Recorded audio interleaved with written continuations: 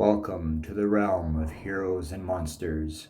Story time with your host, AP Fuchs. Stories of intrigue, stories of horror, stories of superheroics, stories of monsters. Get ready, the thrill ride begins.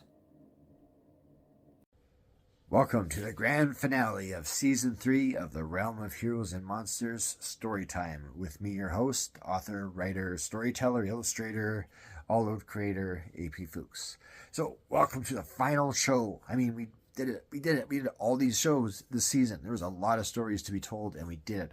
Not only that, we did the story before the story segment, and that too was just an exploration into the world of stories and how stories are part of everything we do and how integral stories are to our lives, whether it's the stuff we act out or whether it's the stuff that goes on inside our heads. And man, we covered a lot of things and a lot of topics. And I do want to say, well, I'll get to it in the story before the story part, because the story before the story part is going to be kind of a story before the story recap. So yeah, I'll get to it then. But what I do want to share with you is some good news. And the good news is this. There will be a Realm of Heroes and Monsters Storytime Season 4. But, unfortunately, we have a problem. What is the problem? The problem is, outside of a few, I'm out of short stories for you. I'm telling you straight up, that's what it is. So, in terms of short stories, we're out of luck. But, Season 4 has a very interesting subtitle. And it's called Season 4 First Chapters.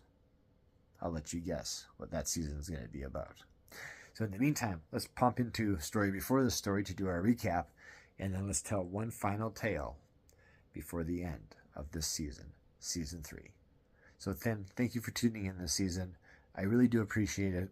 It means a lot to see the views, to see the contact on it, the podcast and all the rest, and it's encouraging, especially because a lot of work goes into it, and just to get some feedback is always good. So thank you. So now, let's get on to story before the story.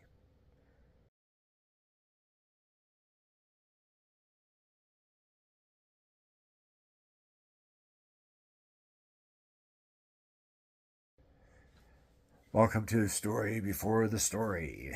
All right, so as said in the introduction, the story before the story part is all about how stories are part of our lives and how we need to have them in our lives, whether we realize that we're having them in our lives or not, whether we realize that we need them or not. They're always there. And we touched on a ton of different ways on how it plays out in real life.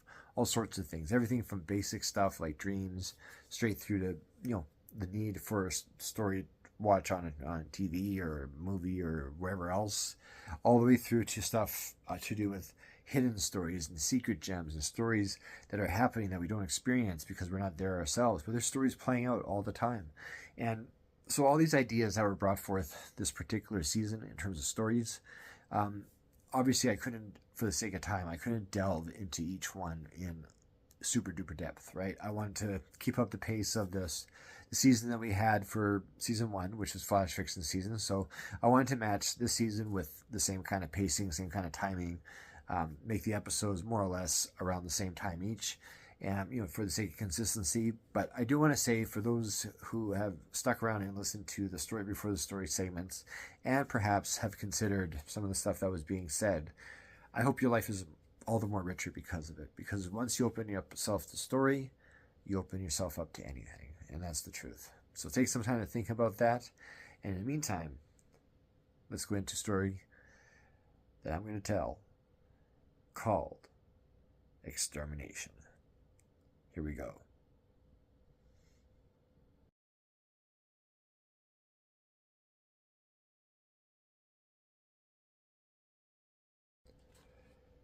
Extermination. It was a pitiful planet, Earth, one full of life forms that didn't deserve to be there. The Glorw had been monitoring the third planet from the sun for several decades, each one that passed proving more and more this world's inhabitants were nothing but parasites. Parasites with two motives: consumption and destruction. These humans, as they called themselves, used resource after resource, some natural, some artificial, in an effort to further their race, but only to ultimately bring about their planet's end. Whether they knew or not was unknown, really. Garbage and filth riddled the planet's lands and waters. Where once stood beautiful forests, now stood structures of concrete and steel. Unlike the Glorw, whose technology was organically based, everything on their world alive and crossbred to make new things, these humans destroyed their planet to make things more suitable to their liking. And while true, there were many pragmatic purposes to almost everything the humans had created, it always came at a common cost: the end of life. Something always paid the price for the parasites' race's expansion. Plants, creatures, the earth itself, they all suffered so the so-called more intelligent and dominant species could flourish. Chief Tornmu, main supervisor of the ship, the Hankinen, was summoned to Earth when the Glorw's planetary monitoring system notified them the planet was dying. The universe itself was a living organism, giving forth life across the cosmos, forming planets and species to fill the void of space. However, the occasional planet would begin to rot because the life forms that evolved there ended up destroying the planet, piece by piece. These humans were of that ilk, though Chief Tornmu knew humans considered themselves kings of the earth. It was only humanity's intelligence that made them so, certainly not their physical abilities. There are far more powerful species on Earth that would wipe out the humans if they knew how. Now, humanity wiped out sources of life every chance it got, all in an effort to advance itself. Even today, there were efforts to transcend the human body and merge human and machine. The humans thought they could live forever by transplanting themselves into artificial bodies and connect their consciousness to what they dubbed the Internet. This would only lead to more loss of life. Earth had fallen. Chief Tornmu nodded to the soldier beside him. The soldiers flicked the switch, and an enormous laser cannon emerged from the Hankinen. Another switch, and a thick beam of red light shot forth, penetrating Earth's core. Seconds later, the planet exploded, debris shooting in all directions, like the explosion of a star. Parasites exterminated. It was time for the universe to spawn something new.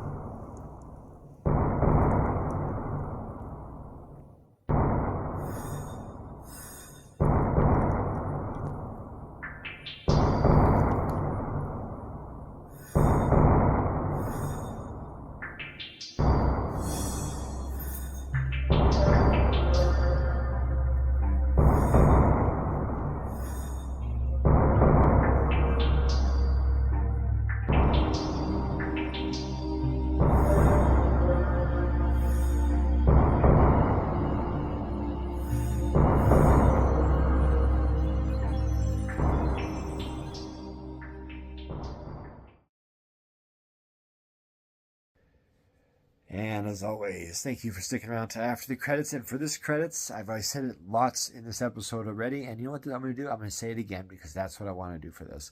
And simply this: thank you. Just that. 2 words. Thank you. Thank you for listening. Thank you for buying my books. Thank you for checking out my comics. Thanks for checking out the art. Thanks for picking up the collectibles, the Axeman stuff, all that kind of stuff. It's just fantastic. And I sincerely appreciate it. So please just come back next season, and hopefully I can entertain you and we get to have a lot of fun. So we'll see you in season 4, which will be coming soon. Thanks again. Peace.